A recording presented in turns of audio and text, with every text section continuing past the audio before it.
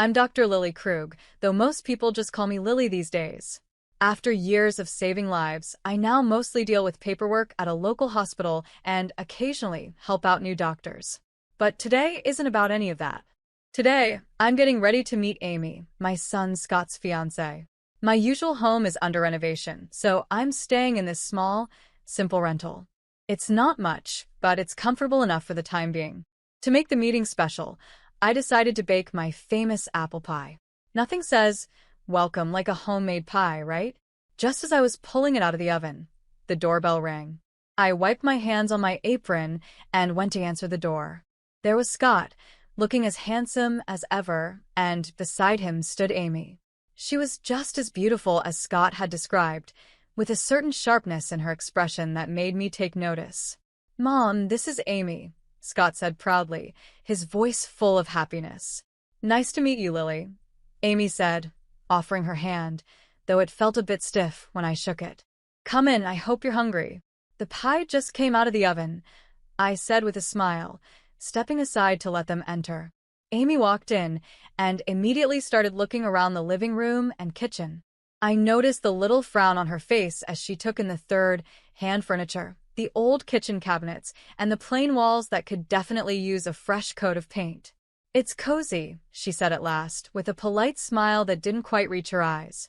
"So, Lily, Scott tells me you work at the hospital. What do you do there?" she asked.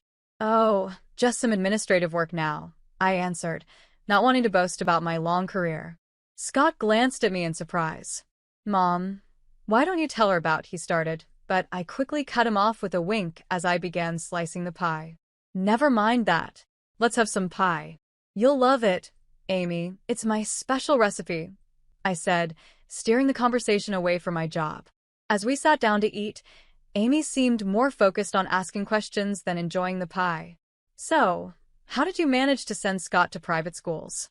That must have been tough on just a hospital admin salary," she asked, her tone a bit too forward for my liking.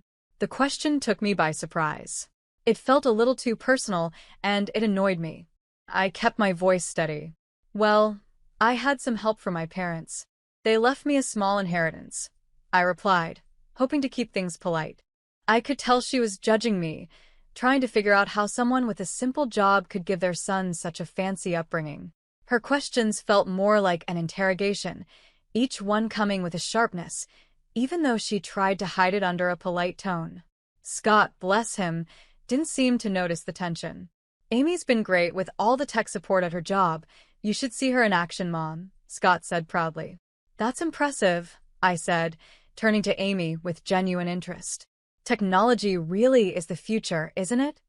"It is, and it's so rewarding to be at the cutting edge, being part of something that really makes a difference," Amy replied. There was a mix of pride in her voice, along with something else I couldn't quite figure out. We kept chatting while eating the pie, moving from Scott's job to their wedding plans. I did my best to make Amy feel welcome, despite the awkward start. When it was time for them to leave, Scott hugged me tight, but Amy's goodbye felt cold, her smile practiced but not reaching her eyes. As I washed the dishes, I made a mental note to stay alert. Scott was my world, and I wasn't going to let anyone mess with his happiness.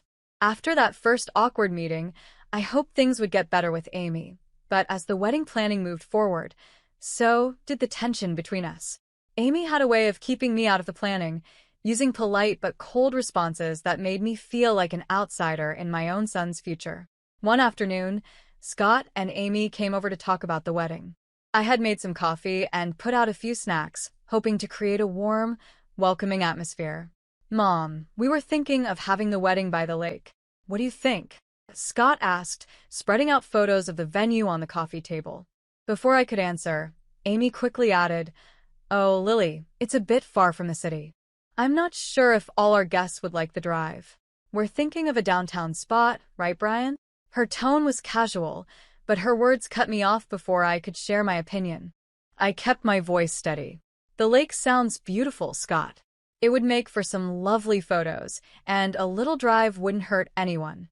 Amy laughed, a high-pitched sound that grated on my nerves. "Oh, but you know how bad traffic can be.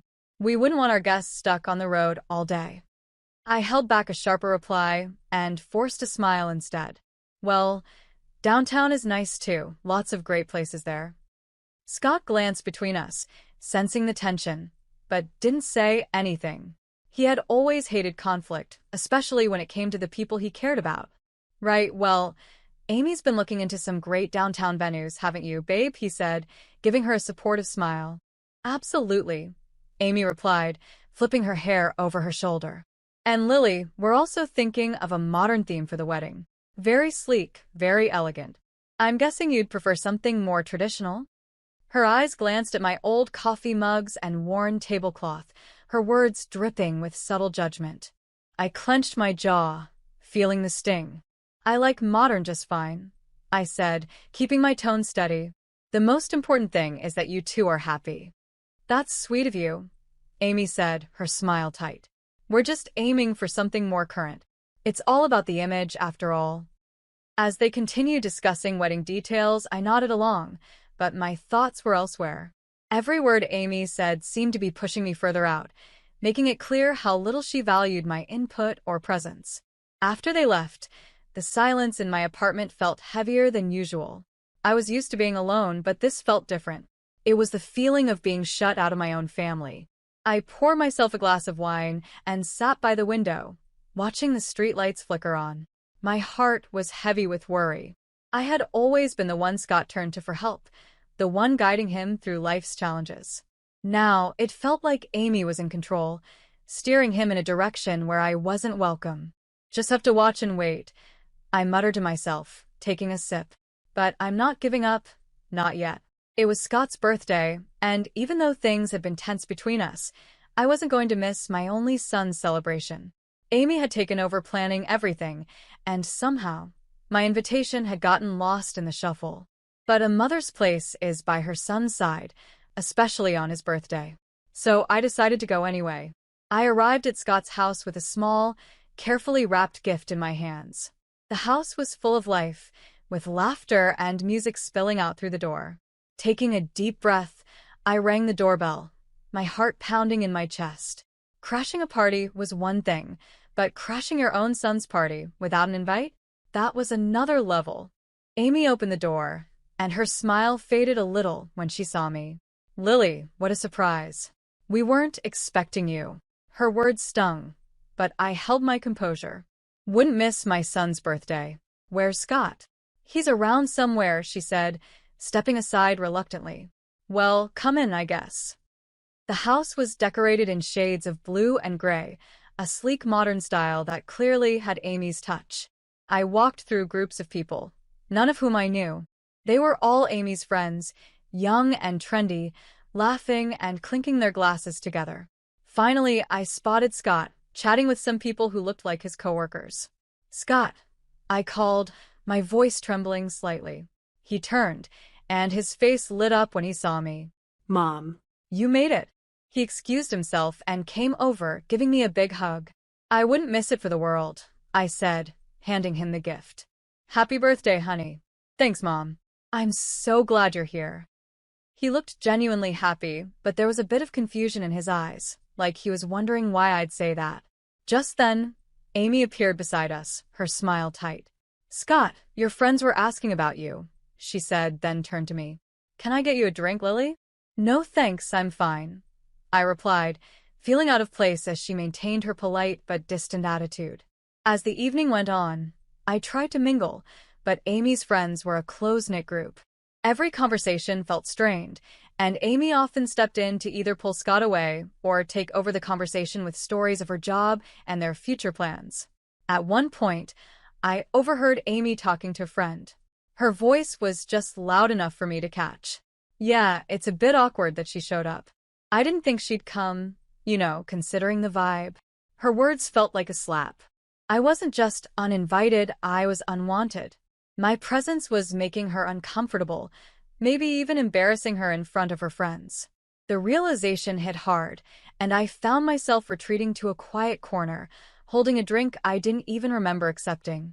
A little while later, Scott found me alone, his brow furrowed. Mom, are you okay? You seem a bit off. I forced a smile, not wanting to spoil his day with my feelings. Just a bit tired, that's all. It's been a long day. Do you want to stay longer, or would you like me to drive you home? His concern was real, but the last thing I wanted was to pull him away from his friends. No, you stay. Enjoy your party. I'll catch a cab, I said, standing up. I just wanted to see you and wish you a happy birthday in person. He hugged me again, looking a little worried. Thanks for coming, Mom. I love you. I love you too, honey, I said, holding back the sadness as I left the party. I love you too, baby. Always. With that, I slipped out the door, the sound of laughter echoing behind me as it closed. The night air was cold, but it was a relief compared to the warmth of a party where I felt like an outsider. The next morning, just one day before Scott's wedding, I was in my kitchen, the soft hum of the refrigerator the only noise in the quiet room. Then, I heard a knock at the door. Expecting it to be a delivery, I wiped my hands on my apron and went to answer it. To my surprise, it was Amy, standing there alone, her face serious, which didn't seem like a good sign. Amy, what brings you here this early? I asked, keeping my voice polite. Without waiting for an invitation, she stepped inside, her eyes quickly scanning my modest rented apartment, her disapproval barely hidden. Lily, I'll get straight to the point. I'm here to make things easier for everyone. I have a proposal for you, she said. Oh, I replied, my curiosity piqued, though I could feel a chill running through me. She pulled an envelope from her sleek, oversized purse and held it out to me. I'm offering you $3,000 to not come to the wedding tomorrow. We think it's for the best. I stared at her, not because I was shocked by the offer, but because she actually thought this was acceptable. And why would you think I'd agree to that? I asked. Her lips tightened into a frown. Let's be real, Lily. Your presence doesn't really fit with the kind of event we're planning. You know, with all the important guests we're expecting. My hands clenched at my sides, but I knew I had to play this smart. I'm sorry, I think I didn't hear you correctly, I said, tapping my ear, pretending like I hadn't understood. You want to pay me not to attend my own son's wedding? Why? Amy sighed, clearly annoyed. Because, Lily, you don't exactly fit the scene. The way you dress, well, everything about you, it's just not up to the standard we're setting. We have very influential people coming, and we can't have you there looking like that. She paused, waiting for me to show some kind of hurt or give in. But I didn't.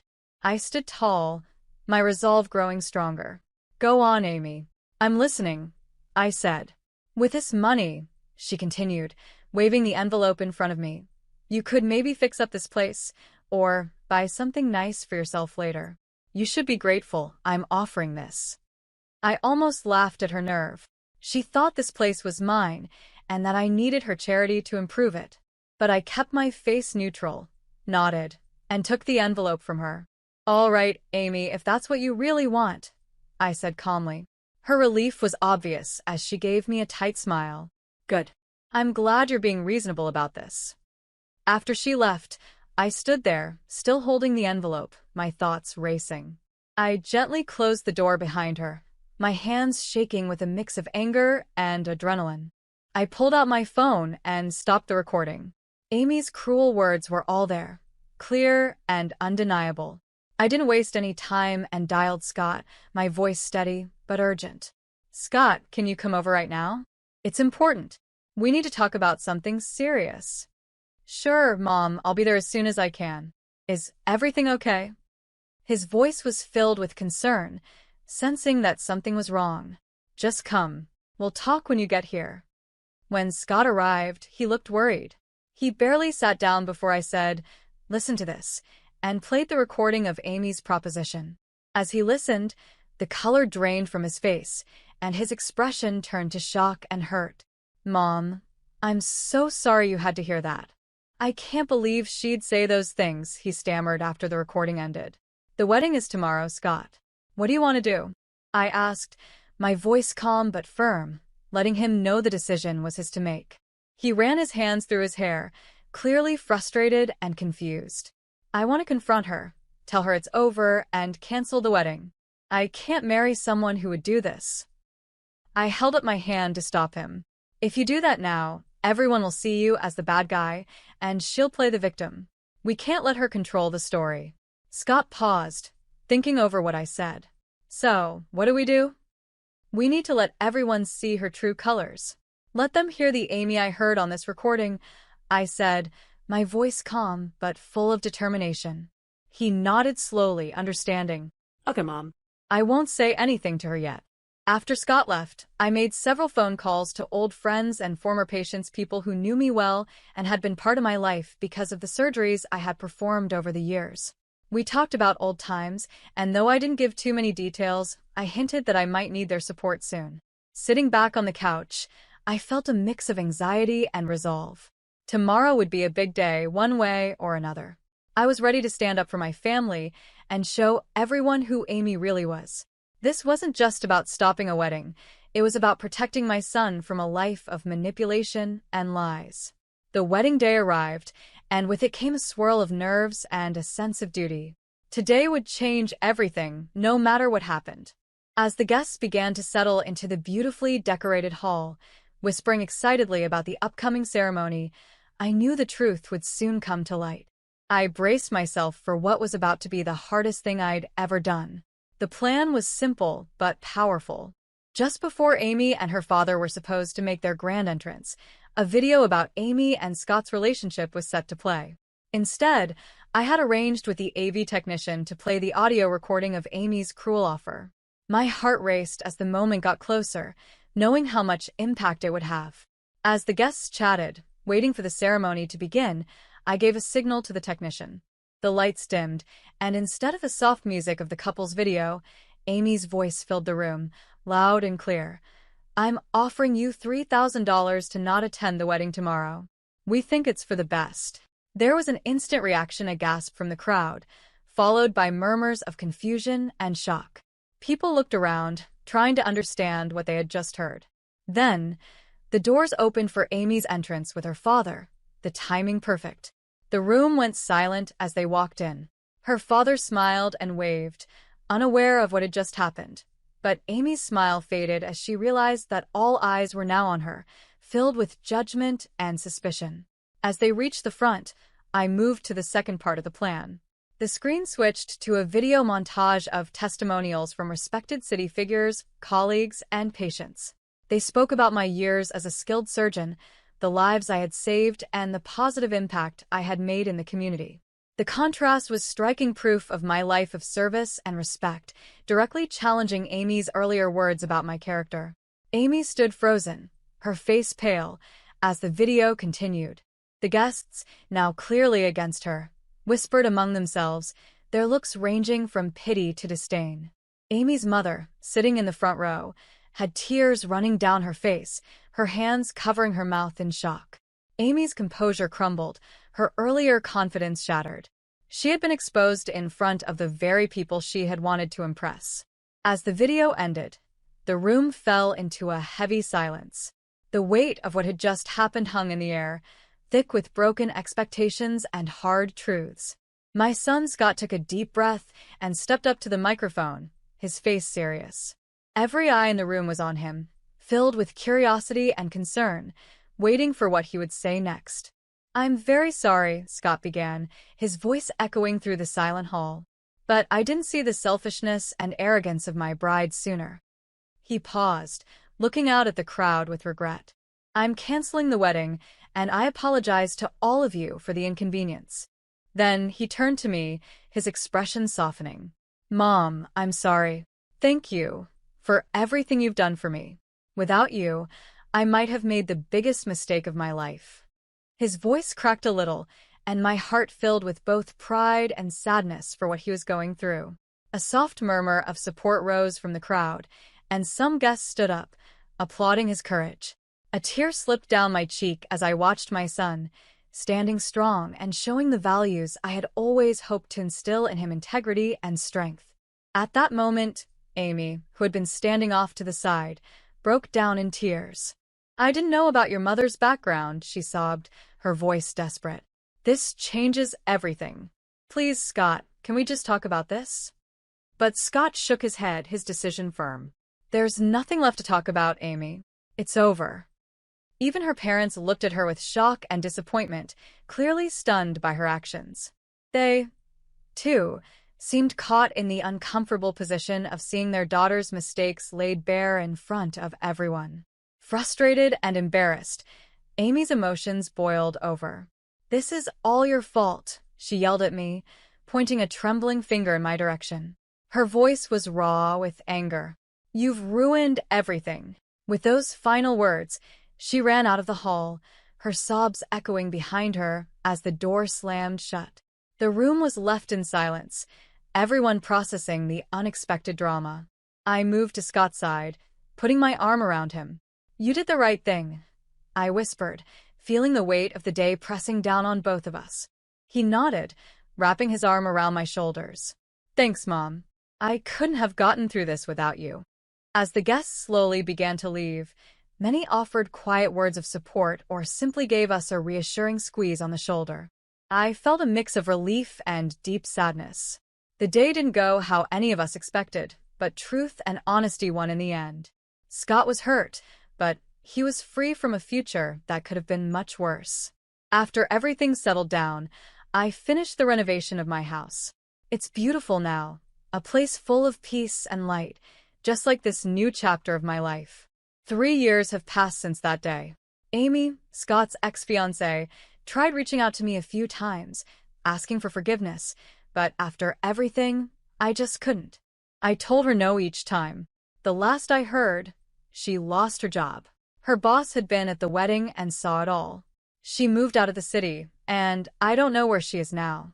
In the meantime, life moved on in the best way possible. I retired from my hospital job, finally giving myself the break I deserved after so many years of work. Not long after, Scott met Janet. She's a wonderful person, kind and beautiful inside and out. They got married last spring, and it was the kind of wedding we had always dreamed of, full of love, laughter, and real happiness. Janet respects me deeply, and we've built a strong bond. It's such a joy to see Scott happy and in a relationship where they truly complement each other. Just the other day, during a quiet dinner at my house, Janet told me how much she appreciates our relationship. "Lily, I really admire how gracefully you've handled everything. I'm so grateful for how welcoming you've been," she said, her sincerity touching my heart. "I'm just thrilled to have you in the family, dear. You make my son happy, and that's all I could ever ask for," I replied, my voice thick with emotion. The kindness and love that now filled my home were a far cry from the silence it once held. It had truly become a home, ready for future gatherings and family celebrations. Feeling lighter and more adventurous than I had in years, I made a decision that even surprised me. I booked a trip around the world. It was something I'd always wanted to do, but kept putting off. Now, with everything falling into place, it seemed like the perfect time. When I told Scott and Janet, they were thrilled. "Mom, that's amazing. You've always talked about seeing the world," Scott said, his eyes lighting up. "And you've more than earned it," Janet added, giving me a hug. "We'll manage just fine here. Go make some amazing memories." So here I am, finalizing itineraries and packing my bags, ready to explore the places I've only read about or seen in pictures. It feels like I'm not just traveling to new countries, but also stepping into a new phase of life, one where I can simply enjoy and embrace the beauty of the world.